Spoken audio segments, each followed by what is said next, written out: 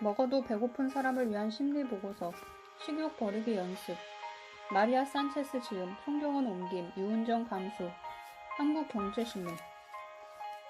머릿말. 먹어도 배고픈 데는 다 이유가 있다. 지금 이 책을 손에 쥐고 있는 당신은 이미 다이어트에 관해 수없이 많은 경험을 했을 것이다. 체중 감량을 위해 또 그 체중을 유지하기 위해 이미 안 해본 방법이 없을 테고 아마도 대부분 실패를 경험했으리라 생각한다. 다이어트에 실패하고서 느끼는 좌절감이 어쩌면 당신에겐 너무도 익숙할지 모르겠다. 다이어트에 성공한 적이 없다고 해서 당신이 자제력이 없거나 의지가 약한 것은 절대 아닐 거라고 생각한다. 문제는 방법, 각종 다이어트 등의 통제 메커니즘을 늘 먹는 것과 연결지었다는 데 있다. 보다 근본적인 원인인 배가 고프지 않은데도 도대체 왜 먹는가? 라는 핵심적인 질문은 제기하지 않고 그렇게 접근하지도 않았기 때문이다. 책이 처음 출간되고 나서 큰 도움이 되었다는 독자들의 전화와 이메일을 많이 받았다. 나 또한 독자들의 좋은 경험에 함께할 수 있었다는 사실에 얼마나 감사했는지 모른다. 반면 음식 섭취 문제를 효과적으로 해결할 수 있는 실제적이고 구체적인 방법을 제시하지 않았다며 불만을 토로한 사람도 적지 않았다. 이런 불만을 나 또한 잘 알고 있다. 하지만 이런 분야의 책이라면 빠지지 않는 효과 빠른 제안이나 조언을 나는 의도적으로 다루지 않았다. 그것은 내 경험 때문이었다. 다이어트를 시작할 때 처음부터 막무가내식의 식사 조절 계획이나 외부의 조언을 통해 접근한다는 것은 이치에도 맞지 않는 데다 결국 실패의 길로 향할 수밖에 없는 방법이라 생각했기 때문이다. 알코올 중독자나 게임 중독자가 책에 실린 전문가의 조언이나 연습법 등을 읽는다고 해서 곧바로 중독 증세를 해결할 수 있을 거라 믿는 사람은 없을 것이다. 섣부른 기대는 오히려 실패를 경험하게 하고 악순환에 빠지게 할 뿐이다. 나 또한 과거에 심각한 문제를 안고 있던 경험자로서 그리고 이 분야에서 오랫동안 일을 해온 치료사로서 감정적인 섭식의 문제에 일종의 중독 구조가 깔려있다는 사실을 알고 있다. 이는 어떤 사람에게는 다소 약하게, 또 어떤 사람에게는 무척 강하게 나타난다. 만일 당신이 수년 전부터 체중, 식사 조절 문제로 투쟁하고 있으며 앞으로도 오랫동안 이로부터 헤어나지 못할 것 같다는 기분을 느낀다면 문제가 야기된 출발점에 대한 오판 때문일 거라 생각한다. 빠른 시간 내에 확실한 효과를 얻는 방법을 원하는 그 마음이 얼마나 절실한지 나는 잘 알고 있다. 여기서 질문을 하나 해볼까 한다. 당신은 지금까지 얼마나 많은 다이어트 실용서를 읽었는가? 구체적인 다이어트 비법이 담긴 책을 읽고 직접 성공을 거둔 경험이 있는가? 혹은 누군가 그런 식으로 다이어트에 성공했다는 이야기를 들은 적이 있는가? 그런 책이 있다면 아마도 엄청난 베스트셀러가 되었을 것이다. 하지만 현실은 그렇게 녹록하지가 않다. 음식과의 전쟁을 몇 가지의 간단한 트릭으로 해결할 수 있다고 생각한다면 이것은 잘못된 환상일 뿐이다. 이 책을 접한 여러분 모두 감정적인 섭식을 치유하길 바라는 마음에서 나는 이 복잡한 문제를 책 속의 단 몇 문장으로 단순화해서 현혹하지는 않겠다고 다짐한다. 감정적인 섭식은 분명 치료될 수 있다. 물론 개인적인 식습관을 바꾸어 해결하는 방법이 중요하다. 식사 조절 방법은 우리에게 이런 믿음을 안겨주곤 한다. 날씬해지면 마음이 편안해질 거라고. 하지만 순서가 바뀌었다. 우리가 편안히 느끼는 체중은 내면의 편안함을 통해 얻을 수 있는 것이지 우리가 수년 동안 쌓아온 다이어트 방법을 통해서 얻어지는 가치가 아니라는 것을 알아야 한다. 그렇다면 우리에게 필요한 것은 무엇일까? 첫 번째로 빠른 시일 내에 문제를 해결할 특별한 비법이 있을 것이라는 잘못된 생각에서 벗어나는 용기다. 시선을 내면으로 돌리고 우리 안에 방해 요인이 무엇인지 느끼는 용기 말이다. 그렇게 정서적으로 충분한 영양 공급이 되었을 때 비로소 우리는 첫걸음을 뗄 수 있다. 두 번째는 우리들 깊은 곳에 자리 잡고 있는 원인을 제대로 알고 느끼는 것이고 마지막 세 번째가 실생활에 들어가서 원인을 해결하는 것이다. 이처럼 새롭게 자기 자신을 발견하고 이해해가는 먼 길에서 이 책은 친숙한 길잡이가 되어줄 것이라 확신한다. 음식 조절에 문제가 있는 사람들을 살펴보면 자신이 섭취하는 어떤 음식의 칼로리가 높은지 낮은지를 정확하게 알고 있다. 감정적으로 식사하는 사람들 대부분이 칼로리에 관한 한 거의 전문가 수준이다. 초콜릿이 과일보다 열량이 더 높고 과일이 초콜릿보다 건강에 더 좋다는 것을 그들은 이미 잘 알고 있다. 그런 정보를 더 이상 제공할 필요가 없을 정도로 말이다. 중요한 것은 감정이다. 몸에서 배고프다는 신호를 보내지 않는데 뭔가 먹는 것은 영양 섭취가 잘못되어서가 아니고 무절제하거나 전문 지식이 없어서도 아니며 음식을 먹는 즐거움에 중독되어서도 아니다. 감정적인 음식 섭취를 하고 있다면 그것은 식사 자체의 문제만이 아닌 몇 가지 문제를 더 가지고 있는 것이다. 우리가 하는 행동에는 다 그럴 만한 이유가 있다. 이런 깊숙한 원인에 관심을 가지지 않는다면 우리는 왜 그토록 많이 먹어야만 하는지 이해할 수 없다. 그리고 그런 내 모습이 왜 그리 낯선지도 이해하지 못할 것이다. 물론 이런 깊숙한 원인에 가까이 접근하는 것은 쉬운 일이 아니다. 매우 고통스러울 뿐 아니라 어쩌면 우리의 자존감이 처절하게 공격당할 수도 있음을 감수해야 한다. 하지만 몸무게와 투쟁하겠다는 최면을 거는 대신 심리적인 원인을 찾아 접근할 때 뭔가 새로운 일이 벌어질 것임을 명심하자. 먹는 문제에 대한 진짜 원인을 찾아 해결할 때 비로소 우리는 그간의 질긴 악순환의 고리를 끊어버릴 수 있다. 불과 몇 년 전만 해도 나 역시 지금보다 30kg 이상 체중이 많이 나가는 비만 환자였다.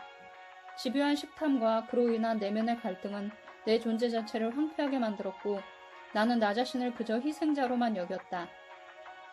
도대체 왜 내가 자동증, 명백한 의지의 작용 없이 이루어지는 행동을 뜻하는 의학용어, 몽유병, 간질, 히스테리성 발작 따위가 있다. 옹기니를 따라가고 있는지, 도대체 왜 내가 점점 더 음식 섭취에 자제력을 잃어가는 것인지 스스로도 이해할 수가 없었다. 그리고 무엇보다도 힘든 건 그런 사실을 받아들이는 일이었다. 그러나 나는 변했다. 오랫동안 이 분야에서 치료사로 일하며 경험을 쌓다 보니 이제 감정적 섭식을 지속적으로 해결할 수 있는 방법에 대한 확신이 생겼다. 통제나 고행 수준의 절제가 아니라 존중과 사랑의 방식으로 말이다. 자신만의 치료의 길을 찾아 들어가는 건 매우 즐겁고 가치 있는 과정이다. 그 길을 따라가다 보면 마침내 편안한 마음을 느끼는 체중에 도달할 뿐 아니라 참된 나 자신을 만나는 길을 찾을 수 있을 것이다. 우리 삶에서 자신만의 능력을 펼칠 수 있는 최고의 방식을 체득하게 되는 것이다. 이 책에 나오는 자세한 사례와 주석은 내가 수년 동안 개최해온 욕구와 허기 세미나에서 만난 분들의 이야기이자 상담 치료실에서의 그룹 개별 상담을 통해 만난 분들의 이야기다. 이분들의 사생활 보호를 위해 가명을 사용했음을 밝힌다. 이 책은 조언을 주는 실용서라기보다는 생각을 깨우는 책이다. 여러분이 감정적 섭식 문제로 어려움을 겪고 있다면 지금까지와는 다른 시선, 다른 방법으로 문제를 접근할 수 있도록 돕고자 한다. 이 책을 통해 긍정적인 사고방식으로 감정적 섭식 문제를 해결하고 여러분 자신의 삶에서 활기와 기쁨을 발견하게 되길 진심으로 바란다. 생각의 전환을 이루는 길에 지금 여러분을 초대한다. 마리아 산체스. 제1장 왜 먹는 일을 멈추지 못하는가? 우리가 문제라고 하는 것, 바로 이들 한가운데 우리가 아직 발견하지 못한 길과 방법이 있다. 아놀드 민델. 감정적 섭식이란 무엇인가?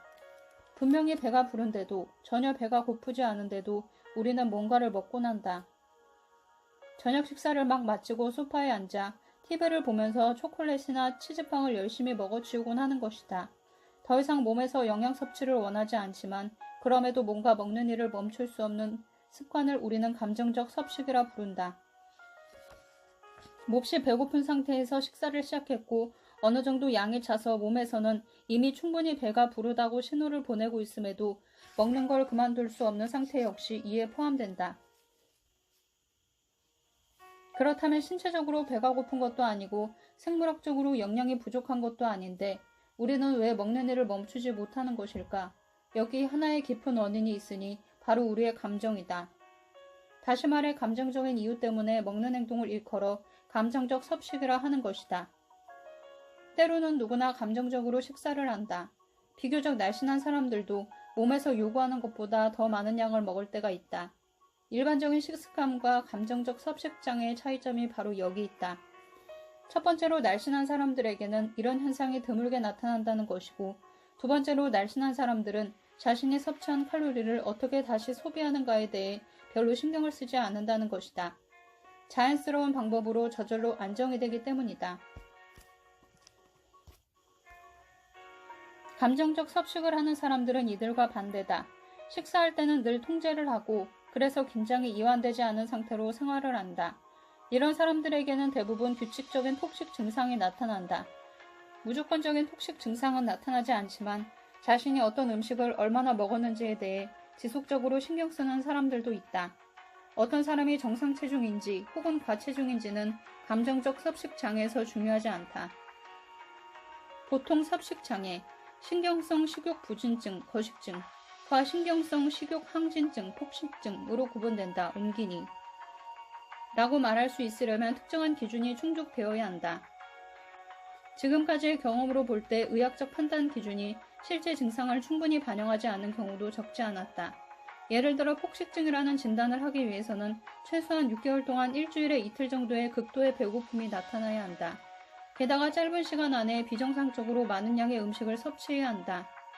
그러나 이처럼 공식적인 기준을 충족시키지는 못하지만 그럼에도 섭식 문제로 인해 심하게 고통받는 사람들을 나는 많이 보았다. 짧은 시간 동안 비정상적으로 많은 양의 음식을 섭취하지 않는데도 비만인 사람들도 있다. 이들에게 섭식 장애는 일정 기간 섭취한 양을 하루 섭취량으로 나누었을 때 자신의 몸이 필요로 하는 것보다 더 많은 양을 지속적으로 섭취하는 과정을 통해서 나타난다.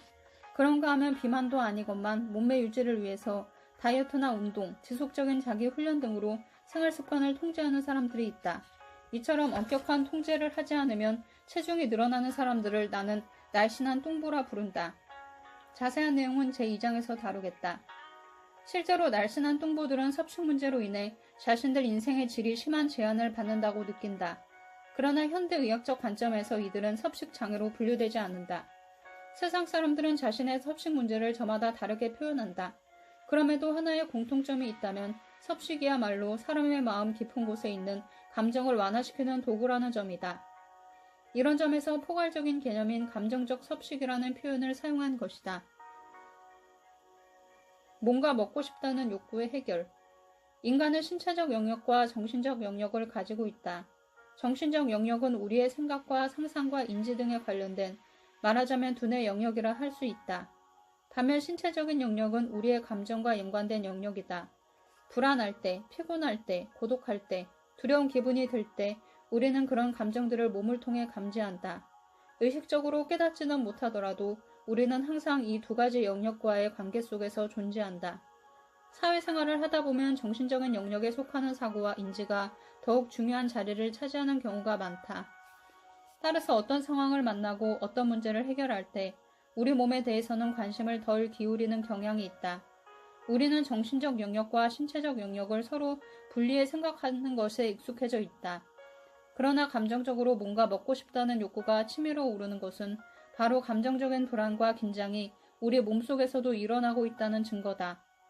욕구와 허기 세미나 참가자들 중에는 이미 수년 동안 수많은 방법으로 다이어트를 시도하고 실패했던 사람들이 많다. 이들은 이미 알고 있다. 자신들이 감정적으로 먹고 있다는 사실을. 심리적으로 부담감을 느낄 때, 기진맥진할 정도로 피곤할 때, 스트레스를 받을 때, 고독을 느낄 때 더 많이 먹게 된다는 걸 이들은 누구보다도 잘 알고 있다. 수많은 경험을 통해 이미 다이어트 지식 전문가가 되어 있는 것이다. 물론 이런 사실을 아는 것은 매우 중요하다. 그러나 이를 우리 몸과 연관지어 생각하지 않으면 근본적인 원인을 알고 있다 해도 별다른 효과를 보지 못한다. 오히려 좌절감이 더 커질 수도 있다. 예를 들어 우리가 고독 때문에 감정적 섭식을 한다는 것을 알고 있다 해도 이 행위를 그만두지 못한다면 근본적인 원인을 알고 있다는 사실이 오히려 상황을 더 심각하게 만들 수 있는 것이다. 질의 포기 상태가 되어 전혀 손을 쓰지 않고 속수무책으로 내버려 두기가 쉬워질 테니 말이다. 의뢰인 페트라는 치료를 시작하며 이렇게 말했었다. 저는 사랑하는 남편과 예쁜 두 딸과 함께 남들 보기에 부족할 것 하나 없는 멋진 인생을 살아갈 환경을 갖추고 있습니다. 외적으로 보면 더는 바랄 게 없을 만큼 풍족하고 만족스러운 일상이지요. 하지만 사실은 그렇지가 않아요. 마음속에 텅 비어있는 듯 공허한 고독감을 느낍니다. 이런 제 자신이 부끄럽고 죄책감마저 들 때가 많아요. 이럴 때 허전한 제 마음을 채워주고 편안하게 해주는 건 뭔가를 먹는 일입니다. 안타깝게도 그 역시 지속적인 위로를 주지는 못하지만 말이죠. 저도 잘 알고 있어요. 제가 공허함을 견딜 수 없어서 먹어댄다는 것을. 그런데 제가 이런 사실을 알고 있다는 것이 대체 무슨 도움이 될까요? 감정적 섭식으로부터 벗어나려면 이 순간 다 먹어치우고 싶다는 생각을 우리의 신체적 영역, 즉 우리 몸에 접목시켜서 생각할 필요가 있다.